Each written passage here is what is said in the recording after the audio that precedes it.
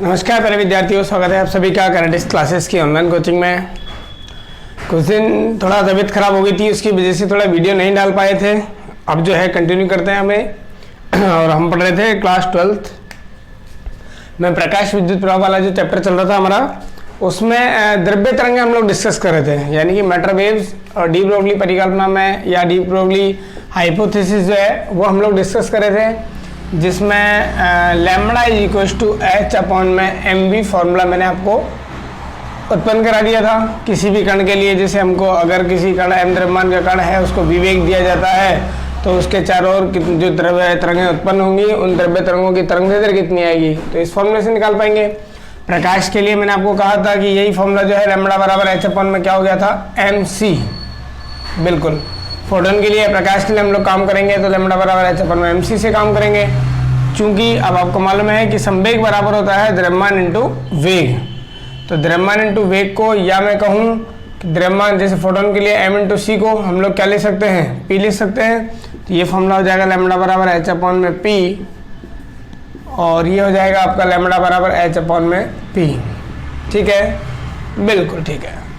तो यहाँ हमें क्लियर हो रहा है कि लैम्बडा क्या है, तरंग प्रकृति, और पी क्या है, संवेग, यानी कणीय प्रकृति को रिप्रेजेंट करता है। तो एक ही फॉर्मूले में तरंग भी है और कण भी है, यानी कि यहाँ से डी ब्रोगली की परिकल्पना से हमें मालूम हो गया था, या हमने लास्ट क्लास में डिस्कस कर लिया था कि कणीय प्रकृति रखने वाला जो प्रकाश है वो भी कैसी प्रकृति प्रदर्शित करता है, तरंग।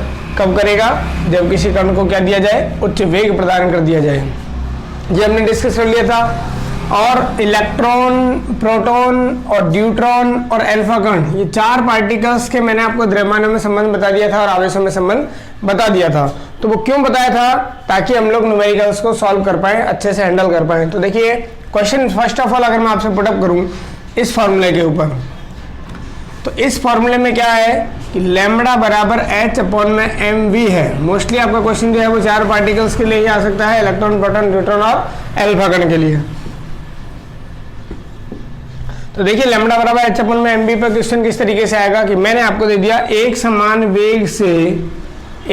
वेग से प्रोटॉन और न्यूट्रॉन, एक समान वेग से प्रोटॉन और न्यूट्रॉन से संबंधित द्रव्य तरंगों की तरंगदैर्घ्य ज्ञात करो, या तरंगदैर्घ्यों का अनुपात ज्ञात करो।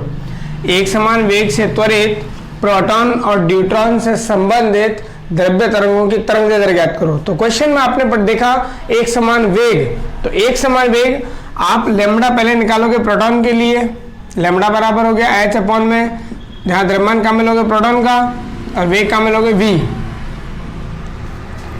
वही हम लोग बात करें न्यूट्रॉन के लिए, तो ये हो जाएगा एच अपॉन में एम डी इंटू वी। बिल्कुल सर, लैम्बडा पी अपॉन में अगर आप लैम्बडा डी करोगे, अनुपात अगर आपको निकालना है दोनों का, तो क्या करेंगे कि सर एच अपॉन में एम पी इंटू वी और H upon M D into V. अब आप सोच रहे होंगे सर वी और वी आपने सेम सेम क्यों लिया है, तो क्वेश्चन में आपको कहा गया है एक समान वेग, एक समान वेग, तो प्रोटॉन का भी उतना ही वेग है जितना न्यूट्रॉन का है। तो यहाँ से H कैंसिल आउट हो गया, V से V का विनाश हो गया, तो MD ऊपर जाएगा और नीचे कौन रहेगा अपने पास में, MP रहेगा।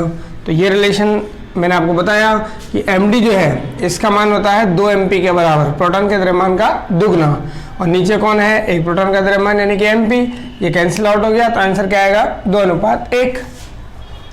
तो इस तरीके से आपसे क्वेश्चन पुटअप किया जा सकता है कि एक समान वेग बोल दिया जाए और वहां पे कोई भी कण आपको दे दे। जैसे मैंने क्वेश्चन कराया आपको प्रोटॉन और न्यूट्रॉन के लिए, वही आपको क्वेश्चन दे सकता है प्रोटॉन का अल्फा कण के साथ, वही क्वेश्चन दे सकता है प्रोटॉन का इलेक्ट्रॉन के साथ, या इलेक्ट्रॉन का न्यूट्रॉन के साथ, इलेक्ट्रॉन का अल्फा कण के साथ। तमाम तरीके के क्वेश्चन आप लोग खुद ही बना सकते हो। एक जैसे मैंने कहा, क्वेश्चन मैंने क्या लिखा था, एक समान वेग से त्वरित प्रोटॉन और न्यूट्रॉन से संबंधित द्रव्य तरंगों की तरंगदैर्घ्यों का अनुपात ज्ञात करो। तो ऐसा क्वेश्चन आप किसी के लिए भी बना सकते हो इन चार पार्टिकल्स में से। प्रोटॉन का जैसे मैंने आपसे भी न्यूट्रॉन के लिए पूछा, आप प्रोटॉन का अल्फा कण के साथ भी पूछ सकते थे। तो उस केस में क्या होगा कि एक समान वेग से प्रोटॉन और अल्फा कण अगर त्वरित गति करते हैं तो उनकी द्रव्य तरंगों का तरंगदैर्घ्यों का अनुपात क्या आएगा। तो वही फॉर्मूला मैं प्रोटॉन के लिए लगाता कि जैसे H अपॉन में क्या हो गया सर, MP इंटू वी हो गया। बिल्कुल, और अल्फा कण के लिए अगर हम लोग अप्लाई करेंगे लैम्बडा अल्फा, तो एच तो सेम रहता है, एम अल्फा आ जाएगा और मैंने वेग तो समान दे ही दिया। अनुपात निकालोगे आप lambda P upon lambda alpha अगर करोगे एच अपॉन में एम पी डॉट वी, और ये हो जाएगा आपका एच अपॉन में M alpha dot B. H से एच कैंसिल हुआ, बी से बी कैंसिल हुआ, इधर रहेगा अपने पास में एम अल्फा, फोर्थ नंबर वाला ऊपर जाएगा, नीचे कौन रहेगा एम पी। अब एम अल्फा मैंने आपको बताया था पिछले वीडियो में कि एम अल्फा का जो मान होता है वो 4 एम पी के बराबर होता है, प्रोटॉन के द्रव्यमान का 4 गुना होता है। तो यहाँ से एम पी से एम पी कैंसिल आउट हो जाएगा, आंसर आएगा अपना 4:1। अगर हम लोग अल्फा के तरंग दैर्ध्य को ऊपर ले लेते और प्रोटॉन की तरंग दैर्ध्य को नीचे ले लेते तो यही अनुपात हो जाता है 1:4। तो अनुपात में ऐसे कोई फर्क नहीं पड़ता है, आप ध्यान रखना कि प्रोटॉन को ऊपर ले रहे हैं या अल्फा को नीचे ले रहे हैं। इस तरीके से 1:4 या 4:1 इस तरीके से आपका आंसर आ जाएगा। तो बना सकते हो नहीं बना सकते क्वेश्चन, एक समान वेग पर किसी भी कण के लिए आप क्वेश्चन बना सकते हो बिल्कुल। और सेम इस तरीके से इस वाले फॉर्मूले पे क्वेश्चन आपसे पुटअप करेगा लैम्बडा बराबर एच अपॉन पी पे। तो लैम्बडा बराबर एच अपॉन पी के लिए अगर हम लोग क्वेश्चन देखें तो यहाँ देखिए एक समान अगर संवेग मैंने बोल दिया, पहले तो मैंने एक समान वेग के लिए क्वेश्चन कर रहा था तो लैम्बडा बराबर एच अपॉन में एम बी, लैम्बडा बराबर एच अपॉन में एम सी, ये फॉर्मूला काम में लोगे। लेकिन अगर मैंने एक समान संवेग अगर बोल दिया तो एक समान संवेग के लिए आप लैम्बडा बराबर एच अपॉन पी से काम करोगे। जैसे क्वेश्चन सुन लो कि एक समान संवेग से ड्यूट्रॉन और अल्फा कण को त्वरित गति कराया जाता है। एक समान संवेग से ड्यूट्रॉन को और अल्फा कण को त्वरित गति कराया जाता है, तो इनसे संबंधित जो द्रव्य तरंगें हैं उन द्रव्य तरंगों की तरंग दैर्ध्यों का अनुपात आपको ज्ञात करना है। एक समान संवेग से त्वरित गति करते हुए ड्यूट्रॉन और अल्फा कण से संबंधित द्रव्य तरंगों की तरंग दैर्ध्यों का अनुपात निकालना है। तो उस केस में क्या करोगे, तो उस केस में सर लैम्बडा हम लोग एच अपॉन में क्या लगाएंगे पी। अगर ड्यूट्रॉन के लिखना चाहूँगा तो एच तो कांस्टेंट ही है बिल्कुल, और पी हमने समान कर दिया। और अल्फा के लिए लिखूंगा तो एच अपॉन में पी आएगा क्योंकि एच तो सेम ही रहता है बिल्कुल।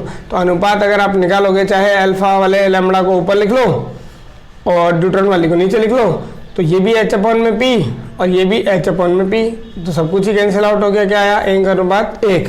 इसका मतलब अगर आपने सर एक समान संवेग बोल दिया तो एच तो पहले से ही कांस्टेंट रहता है बिल्कुल, और संवेग भी आपने नियत कर दिया बिल्कुल, तो हमेशा आंसर कितना आएगा 1:1 आएगा। तो ये तो आप डायरेक्ट भी याद रख सकते हो कि एक समान संवेग पर अगर आपको कोई भी दो कण दे दिए जाएं और उनकी तरंग दैर्ध्यों का आपसे अनुपात पूछा जाए तो आपका आंसर हमेशा क्या होना चाहिए 1:1 होना चाहिए। समझ में आया नहीं आया कि एक समान संवेग पर अगर कोई भी अल्फा, ये ऐसा नहीं है कि ड्यूट्रॉन का अल्फा कण, कोई भी कण ले लीजिए आप, चाहे प्रोटॉन का अल्फा कण ले लीजिए, चाहे इलेक्ट्रॉन का अल्फा कण के साथ ले लीजिए, चाहे इलेक्ट्रॉन का ड्यूट्रॉन के साथ ले लीजिए, किसी भी पार्टिकल का अगर आप तरंग दैर्ध्यों का अनुपात निकालोगे एक समान संवेग पर तो हमेशा आंसर कितना आएगा 1:1 आएगा। ठीक है, तो लैम्बडा बराबर एच अपॉन में एम बी पर क्वेश्चन कैसे करना है, लैम्बडा बराबर एच अपॉन में पी पर क्वेश्चन किस तरीके से आएगा। तो पी वाला जो है संवेग वाला आप लोग डायरेक्ट भी याद रखिएगा कि किन्हीं भी दो कणों के लिए एक समान संवेग पर उनकी तरंग दैर्ध्यों का जो अनुपात आता है वो हमेशा 1:1 आता है। या उल्टा क्वेश्चन अब आपसे पूछ कर लिया जाए कि संवेग, अभी तो हम लोग क्या कर रहे थे संवेग समान कर रहे थे, तरंग दैर्ध्यों का अनुपात पूछ रहे थे। अब तरंग दैर्ध्य अगर समान दे दी जाए और फिर संवेगों का अनुपात पूछा जाए तो भी आप आंसर क्या बताओगे सर 1:1 ही है, क्योंकि जब तरंग दैर्ध्य समान हो गई तो फिर आपका संवेग तो फिर आपका अनुपात निकालोगे तो एच तो कांस्टेंट है, एच तो क्या हो गया कांस्टेंट हो गया, तो लैम्बडा अपॉन में एच, यहाँ पी को उधर ले जाएंगे एच अपॉन में लैम्बडा कर लेंगे तो फिर भी 1:1 आंसर आएगा। तो इस तरीके से आप क्वेश्चन बना सकते हो। लैम्बडा बराबर एच अपॉन में एम बी की अगर मैं वापस से बात करूँ कि यहाँ अगर आपको तरंग दैर्ध्य समान दे दी जाए और फिर वेगों का अनुपात पूछा जाए तो फिर आप उसके लिए क्या निकालोगे कि इसका लैम्बडा और दूसरे कण का लैम्बडा निकालना, दोनों को बराबर करना आपस में, एच से एच कैंसिल होगा और जो द्रव्यमान है उनके अंदर आपको रिलेशन पता होगा कि प्रोटॉन न्यूट्रॉन है या प्रोटॉन का अल्फा के साथ है या इलेक्ट्रॉन का न्यूट्रॉन के साथ है, उनका संबंध आपको मालूम रहता ही है। कर पाओगे नहीं कर पाओगे, बिल्कुल कर सकते हैं। चलिए एक क्वेश्चन हम लोग देखें सॉल्व कर लेते हैं छोटा सा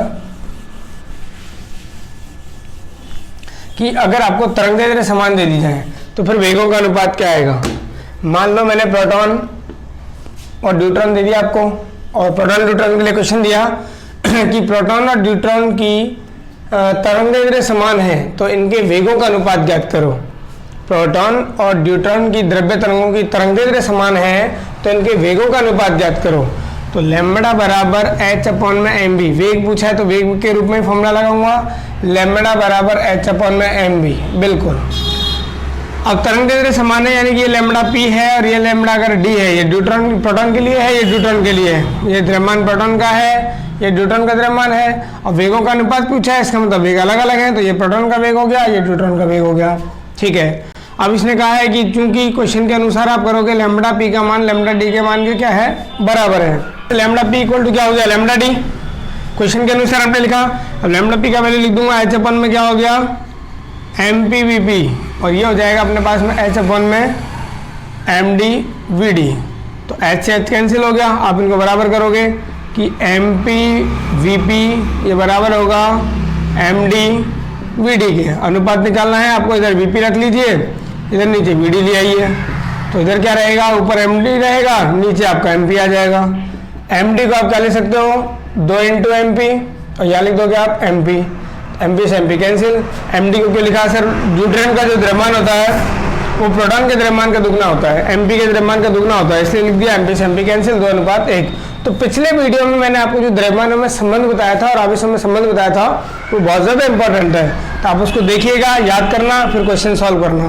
तो इस तरीके के तमाम क्वेश्चन आप लोग खुद बनाइए, कम से कम 5 क्वेश्चन आप लोग सभी बनाइए, और 5 क्वेश्चन बना करके मेरे व्हाट्सएप नंबर पर आप सेंड करिए और चेक कराइए कि आपने बनाए हैं या नहीं बनाए हैं। क्वेश्चन बनाइए आप, जैसे मैंने प्रोटॉन और न्यूट्रॉन लिया, तरंग दैर्ध्य समान कर दी, वेगों का अनुपात निकाल दिया। आप इलेक्ट्रॉन न्यूट्रॉन ले लीजिए, आप इलेक्ट्रॉन अल्फा कण ले लीजिए, प्रोटॉन अल्फा कण ले लीजिए। इस तरीके से क्वेश्चन के प्रैक्टिस के लिए जितना ज़्यादा प्रैक्टिस करोगे ये आपको याद हो जाएगा, वो बहुत अच्छे तरीके से याद हो जाएगा, भूलोगे भी नहीं। तो बाकी हम लोग जो है इसके आगे का पढ़ेंगे नेक्स्ट क्लास में। अब हमारी वीडियो जो है वो रेगुलर रहेंगी, ठीक है।